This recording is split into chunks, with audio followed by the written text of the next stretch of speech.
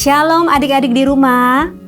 Bertemu lagi dengan Kak Yanti dalam Bina Iman Khusus Anak. Saat ini kita akan belajar tentang Yesus Kristus, Tuhan kita yang lahir ke dunia. Sebentar lagi kita akan merayakan apa? Benar, Natal Yesus Kristus atau kelahiran Yesus Kristus yang biasanya kita rayakan pada tanggal 25 Desember setiap tahunnya. Nah, tujuan Tuhan Yesus lahir ke dalam dunia itu apa? Tujuannya adalah untuk menyelamatkan semua manusia dari hukuman dosa. Ya, seperti yang dikatakan di dalam Yohanes 3 ayat 16, karena begitu besar kasih Allah akan dunia ini sehingga Ia telah mengaruniakan anaknya yang tunggal supaya setiap orang yang percaya kepadanya tidak binasa melainkan beroleh hidup yang kekal. Nah, untuk bisa melaksanakan tujuan dari Allah, maka Yesus harus lahir sebagai manusia. Allah dalam wujud manusia, ya. Karena itu Allah memilih Maria yang masih gadis atau belum menikah untuk menjadi ibu Yesus di dunia. Caranya bagaimana? Caranya Yesus itu ada dikandung di dalam rahimnya Maria. Jadi Allah meminjam rahim atau kandungan Maria untuk supaya Yesus bisa lahir dalam wujud manusia, ya. Nah, yang berbeda di sini adalah biasanya anak itu lahir ketika papa mamanya sudah menikah.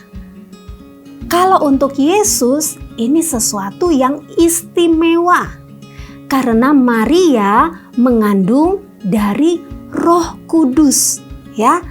Mengandung dari Roh Kudus. Jadi Roh Kudus, kuasa Roh Kudus yang membuat Maria ini bisa mengandung, ya. Dan kalau kita membaca di Matius 1 ayat 20, ayat kita saat ini, ya mari bisa dibuka sama-sama.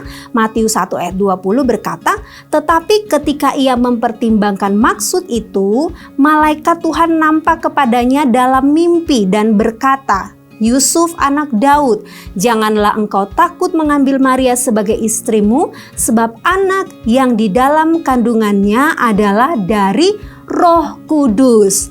Jadi malaikat Tuhan datang dalam mimpi Yusuf yang pada saat itu adalah tunangan dari Maria dan meyakinkan si Yusuf ini bahwa kandungan Maria ini dipakai oleh Roh Kudus. Jadi anak yang di dalam kandungannya itu adalah dari Roh Kudus. Jangan takut untuk menikahi Maria.